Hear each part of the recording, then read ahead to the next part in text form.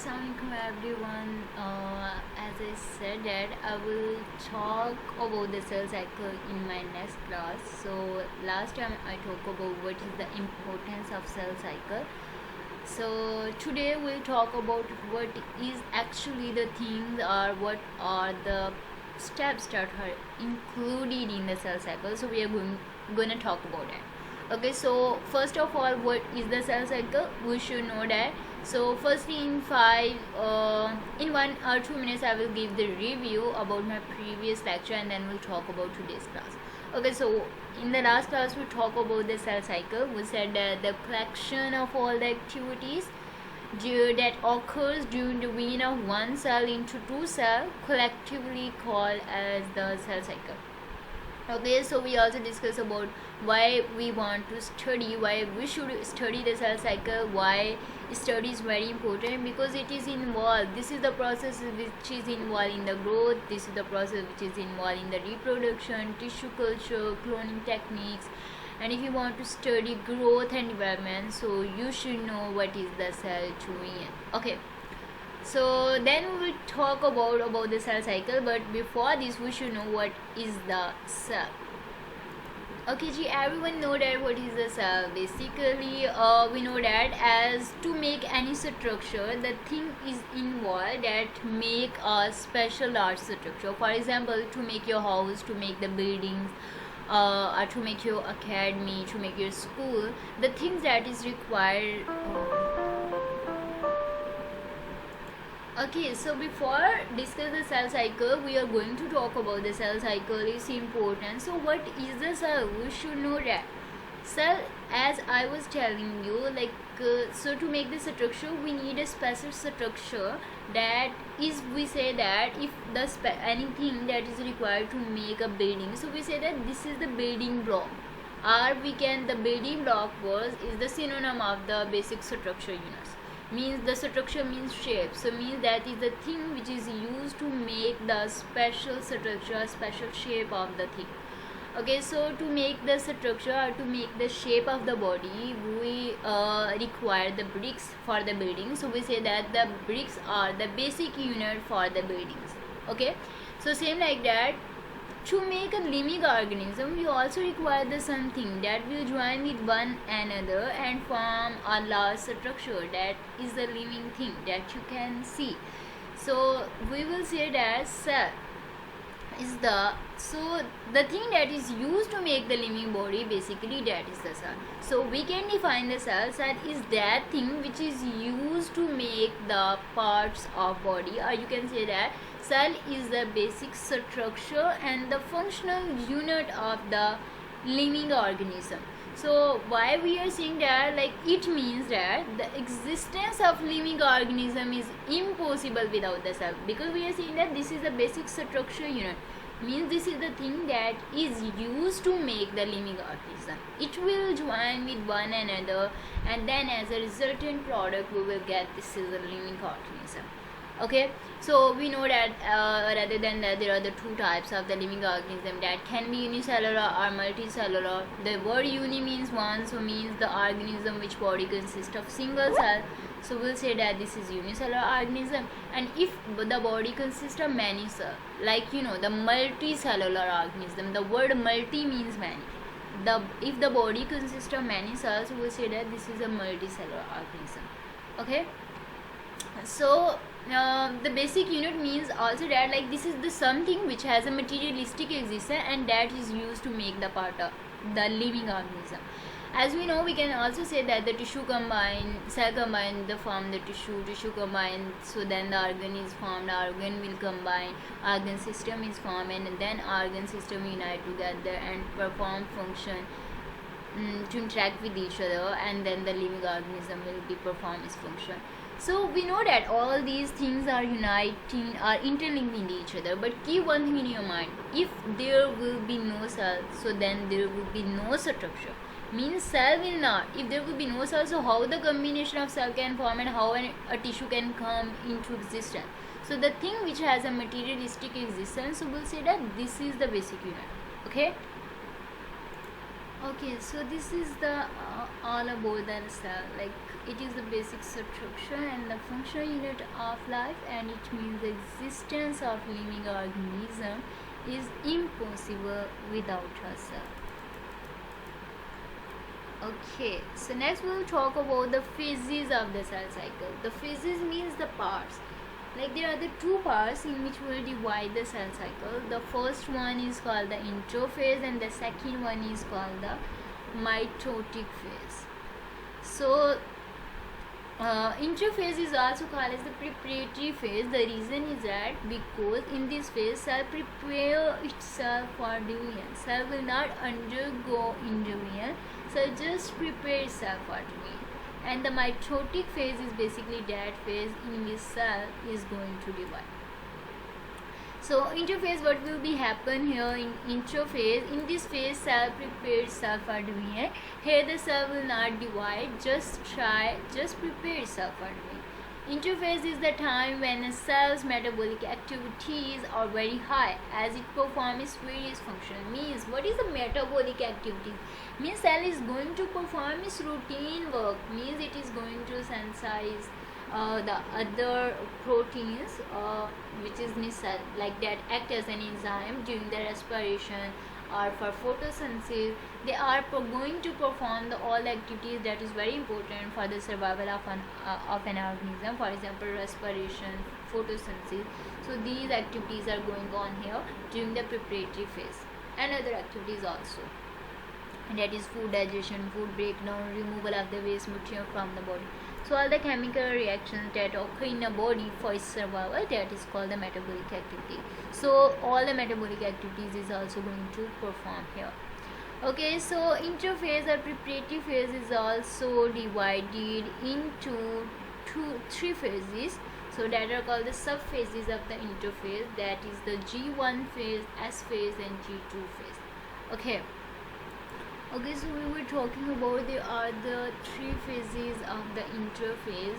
We can say that these are the subphases of the cell cycle. So that are the G1 phase, it is also called as the first gap phase, or S1 or S phase, that is the synthesis phase. A G2 phase means second gap phase. So G1 phase, what will happen here in the G1 phase, it is also called as the growth 1 or gap 1 phase. Because here what will be happen, firstly the cell will grow in size, and number 2, the number of organelles will be duplicated here, such as mitochondria or ribosome will be duplicated. And thirdly, the enzyme, that is also called as the structural proteins, and that is also called as the functional proteins, that will be synthesized, which is required in the next phase. So next phase means in the S phase, so that enzyme will be synthesized, that is required for the replication of the DNA. Okay, then we will talk about, we know that interphase lasts for at least 90% of the total time of the cell cycle, and just 10% of the time of the cell cycle is required for the division phase, and 90% time is required for the preparation. Means for the preparation of the food you take much time, but just for the synthesis of the food, for cooking you need very low time. So here it is also 90% time is required just to prepare the cell for division, and then just 10% time is required to divide. So S phase is basically synthesis phase here. Actually my Wi button is not properly working, so I have to write it myself. In this phase the DNA is replicated, so we use the word replication most of the time, replication, transcription. So we should know what is the meaning of that. The replication is basically the process of synthesis of DNA, simply if you will say, and if you explain it in a well manner, so we can say that the process of formation of new DNA from the pre-existing DNA is called the replication.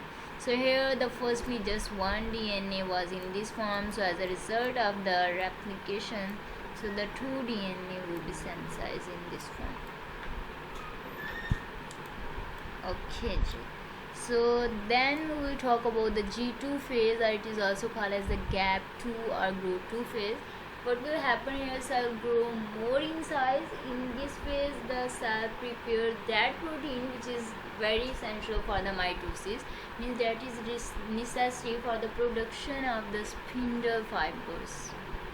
And spindle fibers is basically means here we will synthesize that protein which is necessary for the formation of spindle fibers. Spindle fiber are the hair-like structure, means it is that structure which is necessary in the mitotic phase or in division phase for the equal division of the chromosome. The spindle fiber will not form, so the cell will not be able to equally division of the chromosome. One cell can get as the result, in the mitosis, as a result of the mitosis, one cell will divide into two cells, and each cell has equal number of the chromosome 2 as compared to spare. But if there will be no spindle fibers, the cell cannot equally divide the chromosome. So for the equal division of the chromosome, this structure is involved, that is called the spindle fiber. Let me show you. For example, this is the cell, this is the parent cell, here the chromosomes are present. So for the equal division of the cell, the spindle fiber is playing very important role. So spindle fiber will be here in this form. So these hair-like structures, so that will be condensed. It is also attached with the plasma membrane. So when they will contract the chromosome, so centrosome should not be moved towards the chromosome. So it is also attached. It also attached the centrosome with the plasma membrane. So then when they will contract, so they equally divide this side of the chromosome toward this pole and other toward this pole. So equally chromosome will be divided due to this spindle fiber. Okay, so the next we will talk about, after the G2 phase, the Fincher phase, cell enter the division phase, that is called the mitotic phase also, and it is characterized by mitosis in which the cell divide into two daughter cells. Okay, so we'll talk about the mitosis in detail in the next lecture, but here I want to talk about the G0 phase, that is also called the state of inactivation. Mean the cell will enter into the state of inactivation, it will not be able to divide more. Cells that have temporarily or permanently stopped dividing are said to have entered a state of fusion, or you can say that it is the state of inactivation. So this state of inactivation in which cell will not be able to divide again, so that is called the G0 phase. So why it will happen? It can be happen due to inhibition of the protein synthesis during G2 phase, prevent the cell from undergoing mitosis. And secondly, we also say that basically the checkpoint from where you can control the division of the cell, that is the G1 phase. And it can be also, like we know that the checkpoint or control point of the mitosis or the cell cycle is the G1 phase, and cell can also enter into the G0 phase from the G1 phase. The reason is that because we know that in the G1 phase, like when the cell is basically in the G1 phase, so cell will grow in the size first of all. So the growth hormone which is necessary, and the nutrient which is very essential for the growth of the plant, for the growth of any organism, because organism get the energy, so with this energy is required for the growth and development. So the organism will not be able to get the energy because there is the deficiency of the neutron, there is the deficiency of nutrients. So nutrient is basically the thing which provides us element and energy.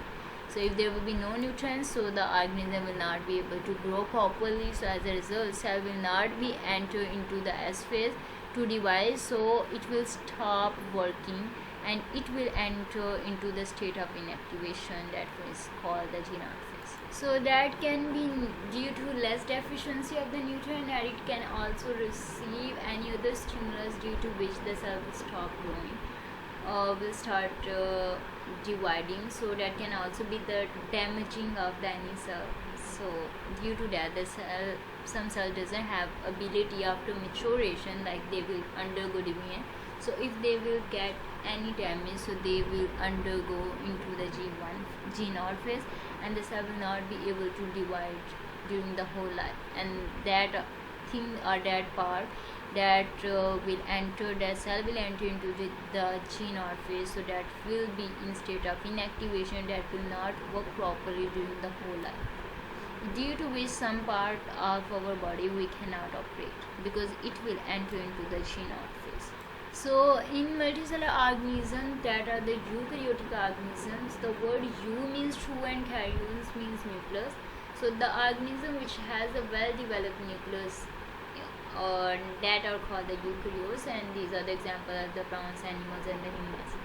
Okay, so they have the well-developed nucleus, so we'll say that these are the eukaryotes. So cell enter, so the multicellular eukaryotes, in which what will happen, some cell enter into the G naught phase due from G1 and stop dividing. Some cell remain in G naught for indefinite period of time, some remain for semi-permanently time, and some can be recovered from that state also. Means the cell that will remain for indefinite period of time means that will never recover from that state, that are the neurons. So due to that reason we cannot operate the brain cells because they are not recoverable, they will never get rid of that state. And the other are semi-permanently, so its examples are the kidney and the liver cells. And many cells do not enter also into the G naught phase if they will be damaged. So if they will feel any cut, they can recover from that stage. So that are examples of them are the epithelial cell. The word epi means upon and thelium means layer. So its examples are the skin cell mostly. So they can recover during the whole life if they will get any damage. So the event of the cell cycle is the most important thing, like I want to tell you, that are order, okay, in a sequence, so you cannot reverse that. If one step has been moved on, so that will never be reversed back, so that will be in that state. Here there is the cell cycle which I want to tell you basically. So total in the human cell 24 hours required for the mitosis, like if the one cell will divide for the formation of the two cells, so it required 24 hours. So what is the total time cycle? 90% time, as we said, that is required for the preparatory phase. Means still here 90% time is required. So in this 90%, 6 to 12 hours required for the G1 phase, and 6 to 8 hours required for S phase, and 3 to 4 hours required for the G2 phase, and just 1 hour required for the dividing phase, which is the main phase. Mostly time is required just for the preparation.